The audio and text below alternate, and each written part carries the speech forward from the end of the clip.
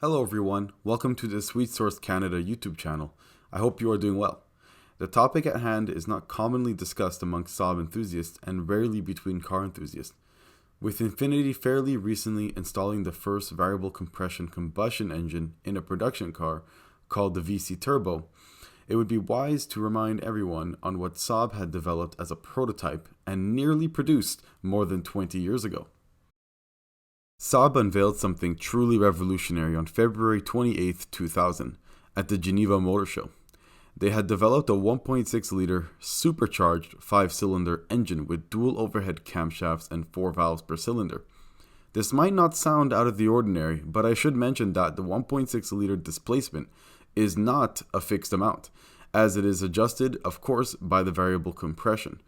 The SVC, which stands for SAAB Variable Compression, had a maximum output of 225 horsepower at 5,800 RPM and 225 foot-pounds of torque at 4,000 RPM.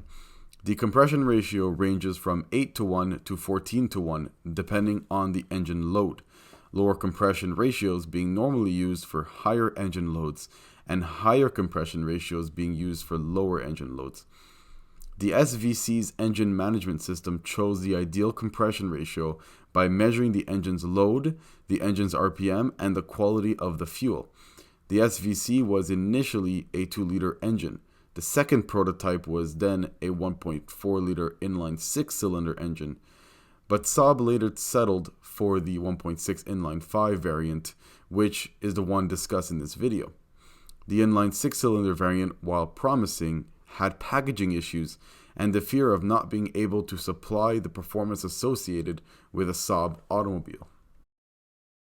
SAAB used a supercharger to provide boost for this engine, which might make you think, why not a turbocharger? I mean, why not use their sophisticated turbocharging technology that they built upon over 3 decades prior and is the epitome of turbocharging prowess in the automotive world at the time? Well, due to the circumstances, SAAB chose to use a twin-screw supercharger because they wanted a more direct surge of power to the SVC. The supercharger can still provide impressive boost, doubling down on the pressure compared to some of the most powerful SAAB turbocharged cars at the time. It pumped out a maximum pressure of 40 psi, and no, I am not kidding, 40 psi. Using a magnetic clutch, the supercharger can be disengaged when not needed to help with fuel economy.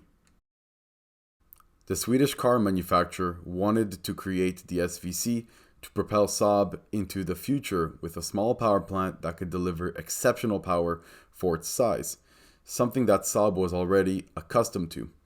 But SAAB engineers, being SAAB engineers, will always want to push the boundaries of their technology.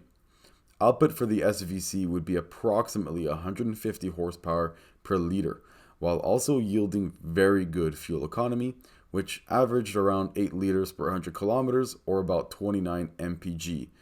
The SVC also met all ULEV2 emission standards even in its prototype stage, which doesn't happen all too often in the automotive landscape. SAAB wanted to sing at the high hills to spread the news of how advanced their variable compression engine was. They decided that they would allow a few selected auto journalists to try it. SAAB first fitted the SVC into a SAAB 9.5. Journalists were impressed by the technology and the fun nature of the engine. The SVC later received an award from AutoZine titled Best Technology of the Year in 2001 and another award for automotive technology by Popular Sciences, also in 2001. SAAB needed to develop an advanced engine management system that would be appropriate for the production version of the SVC. This made General Motors, which took full ownership of SAAB in 2000, dismiss the SAAB variable compression project entirely, as they thought SAAB would be spending way too much money on this endeavor.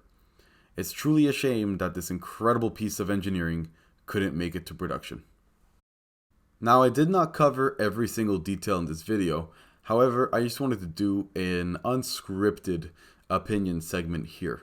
Now, in my opinion, I don't think it's necessarily GM's fault for the demise of this engine, as I think that if SAAB was actually independent, they would run into financial issues regardless.